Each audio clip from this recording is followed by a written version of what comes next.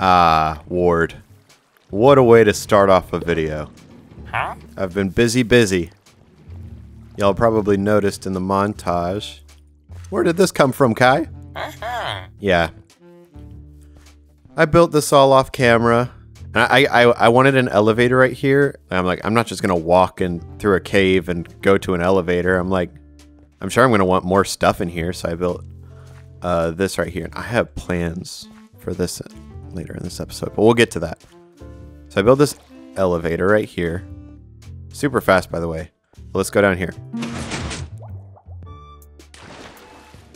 Alright, this is the mob farm. We got a viewing platform. I don't remember if I promised this, but it was kind of the idea the whole time, is that we'd have a viewing platform and we could watch this thing run. So we got that now. And I still do not have the flowers at the top that the water's going to be coming out of that. I'm sorry about that. That will come later. I haven't wanted to do it, but it's going to happen, I promise. Over here is where we got the storage. So we got storage. Oh, we got butt tons of gunpowder. Oh, we're going into the 5th double chest. But don't worry, we do have overflow protection. I came up with a multi-floor elevator system to get down there and back up. And it'll be able to take us to different floors. And I think that's pretty cool. I came up with a system myself. There's a note block right over there. And an observer's taking an output out of it, sending a signal right here on 2 ticks. Because it's putting it into a comparator pulse extender. And as the dedicated redstoners know, comparators cannot take a pulse of 1. So it's taking a pulse of 2, because that actually works. And that sends it into this falling edge monostable circuit. I don't know if y'all have seen this before. But basically, it's just a redstone torch powering this hopper up here. And an observer takes a signal out of it. And that powers piston. Perfect. This one's real quick. So this is an observer taking a signal out of a note block. And you click on the note block, and that's what gives you the signal, but it's also what you fall through. So you see what the issue there is you kind of create like a redstone clock that way. Because, okay, I push this that way.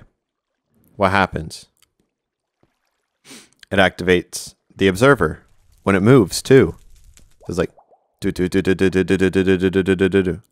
But for some reason, whenever I came up with this design, it does this.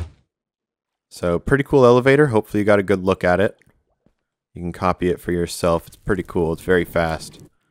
Check this out. Speed. Woo! Going fast, going fast, going fast. 3, 2, 1. Oh! Go to that one. Go to that one. This was a mistake right here. But it's fine. Okay, we're out. And we go down, down. Oh. A little too jumpy on that one. Back up. Yeah, we're good. We're gooda. Oh, wow. So, Captain Kai was gone for a weekend on a work trip. And he got a lot of stuff done off camera. Ah, that's so funny because I just started this episode off on a progress update. Ah, but who cares? So, last time you saw, which was in the video probably like 2 minutes ago, this elevator right here, there's nothing around it, no decorations. Got all our iron being funneled in here. We can officially say the iron farm is done. Except, actually, I might have forgot overflow. But it's going to take a while to overflow anyway, so who cares? We'll handle that later. Doesn't matter. I filled in these rooms over here. Check this out. Yeah, so I'm sure you can tell what this is just by looking at it. But oh, look at the frames. 15, 17. Wow.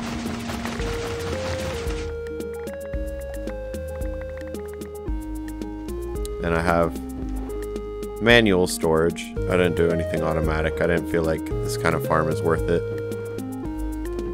But I made it fun. I made it unique. So when we need these. Check this out. So I empty it out. Listen. It was very faint, but if you heard it, you heard it. And you put stuff in. Listen again. Ah, very nice. And you see the lamp turns on and off, which I think is fun. I also like that you activate it with the note block. Will probably notice that I do that a lot. Got the storage for the bone meal right here. And I got this little flame right here, so, you know, I'm really here for the fungus most of the time. But you get a butt ton more of this. So, I'm assuming when I'm coming over here, I'm just trying to get some fungus. We throwing a lot of stuff away, and that's what this fire here is for. Over here, this is my I copied etho room.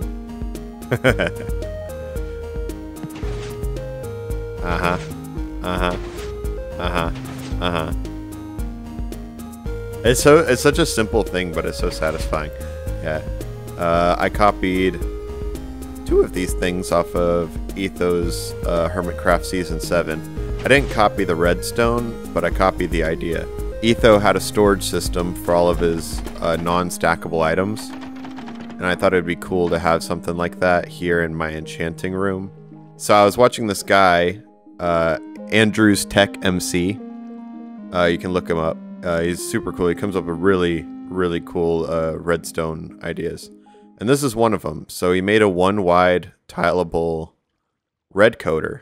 Quasi-connectivity is usually a nuisance for me, but there's some geniuses out there that make some really cool stuff out of it, like this. So this is my own design for this non-stackable item storage, but this red coder, this is all him.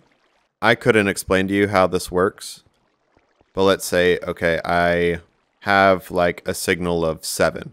You'd think all the observers that are going to get powered from 1 to 7 are all going to get powered, but it only powers 7 for whatever friggin' reason. I don't know. But only 7 gets powered.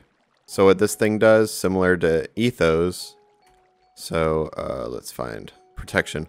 I only have 1 enchantment book in there at this moment, so let's just get that out. It'll send it up into this tube. Yeah. And as long as I'm on protection, I can put this in here into this dropper. It's a auto dropper. I'm not going to explain that. You can just look that up. It's easy. And that sends it into... this was the first one. And it wasn't powering anything because it's subtracting 1. But let's say I had it set to 6. 6, throwing out a number. Had it set to 6. The redstone signal will go to 5. So all the hoppers on the way to 5 are going to be locked. So it'll continue going until it hits 6, and then it's going to go down. And I also built a moss farm. I almost somehow forgot. Yeah, so this is Ray's design. I don't actually need like a ton of moss for anything in particular, but I do now have this farm. So if y'all remember earlier how I was telling you that I had big plans for this down here, this is what it is. This is what I was referring to. So I think this is just the coolest thing ever. So whenever I saw Ray's moss farm design, I noticed that the bottom of it was just completely bare. And I was like, oh my god, you could do it that way? Like the moss is just gonna like pop up on top. It's not gonna fall down to the bottom or cause any issues.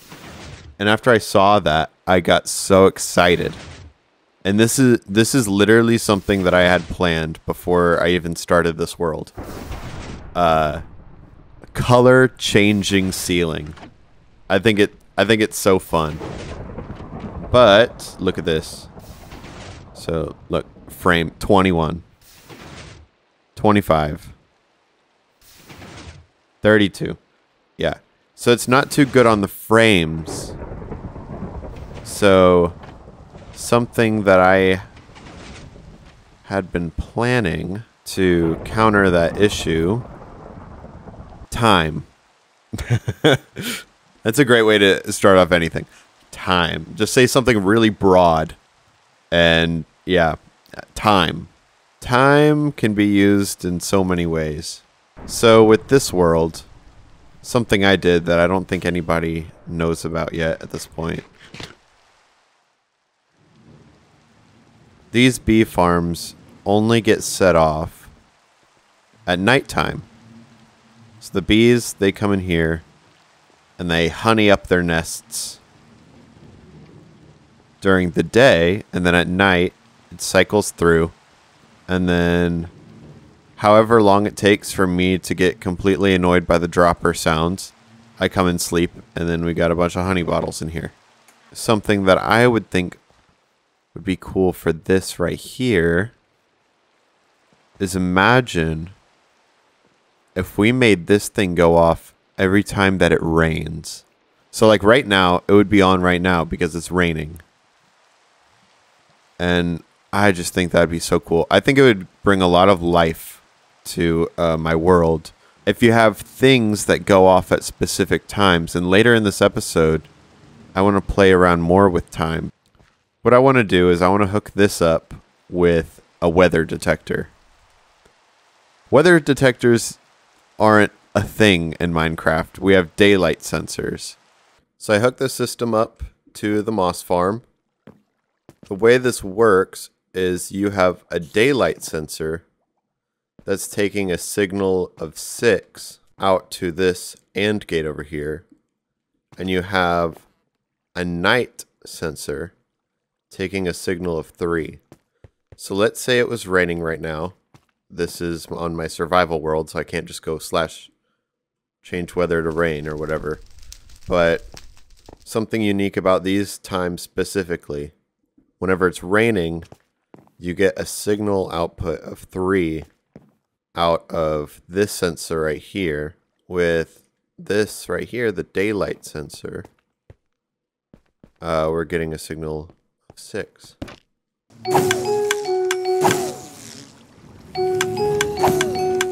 Y'all remember how I was telling you that I wanted to play with time later in the episode? I'm worried this whole video is going to end up being progress updates. Oh wait. Crappers. There we go. So, I built a clock. Yeah. Yeah. So I had already designed this in a creative world before I went and did this, but it was just like such a back and forth thing to put this thing together that, yeah, I just did it off camera like everything else in this video. So I'm sure y'all are curious how this works. I feel like it's a common misconception. At least I was confused about this. I thought that with a daylight sensor, it would give you like the time of day, and then nighttime, it would give you the time of night. But that's not true. A daylight sensor actually just tells you, I guess, how bright it is outside. So like in the middle of the day, you're going to be staying at like a constant signal of 15 for like a few Minecraft hours, I guess, which is really like a minute. But it kind of screws everything up because my original plan was I wanted to have like a strip where pistons would push blocks down depending on what time it was. And that would have been so simple. I thought it was that simple, but no, it's not. So what this instead does is this can detect whenever the day begins, time 0. And confusing enough, you would think that right at 0 is whenever this thing would spark up, but that's still not true. So when it hits time 0, I have to subtract 11 from it to make this work right. And that sends this into this monostable circuit, puts it into some T flip-flops, these etho hopper clocks right next to each other. And these are set off every hour. So it pushes this piston feed tape down here. I know, I'm not too good at explaining my redstone, but hopefully I'll get better over time. It triggers this piston feed tape that pushes our clock. This is our clock. That's our visual right there. So you may be thinking, well, why is there two etho hopper clocks? Whenever the day begins again, this is why I need the daylight sensor that triggers these T flip-flops. Okay, let's say that the time was just always going and the time never suddenly changed. Then all I'd need to do is set up a clock that just moves this thing every hour, like how a normal clock works. But in Minecraft, you can do a thing where, oh, it's nighttime, I should sleep. And you go sleep, and then the day starts over again. Yeah, so because of that, we have to be able to have the system adjust. And probably if we didn't have this, my time would probably be off at least a little bit. And over time, the clock would become inaccurate. So regardless, the system is still good. See the time right now? Now let's sleep.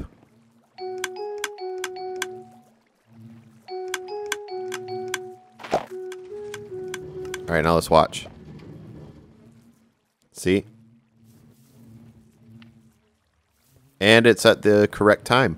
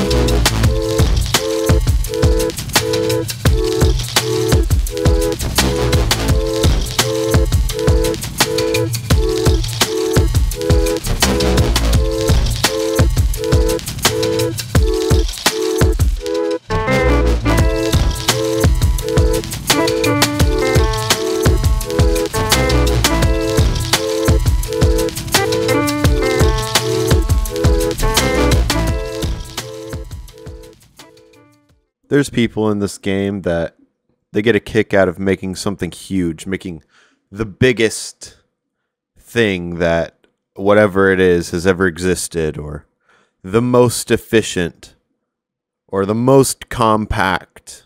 Maybe you want to be the best at PvP. I don't know. This is what makes me happy in this game. You have an idea, you have a vision, you get inspired, and then you bring that to fruition. Back there, that is our shell around the clock. You may notice it's a bit wonky. Yeah, it is. It is. You see, I wanted to capture the feeling that you get when you think about time. You think about weather. You think about nature, you know? The gray terracotta. That just, it feels like storm clouds, doesn't it? It looks just like storm clouds to me. I think that's incredible. And then I got the acacia, which is kind of like the sunset. And then you got the quartz up there, and that kind of feels like clouds. I know why people don't like using these. It's because they're a pain to place them. But once you see the end result, it's just so nice. I think terracotta is such a good block, and everybody hates on it. The glazed terracotta. Like, look at that. Imagine how flat that would feel if instead I just continued with the backwards barrels right there. It would fall flat. But because I used the glazed terracotta, it just feels amazing. I'm not sure I'm really done with it, with the redstone yet. I had some ideas. I think it would be kind of cool. You heard me talking about weather, and this is kind of where this is going.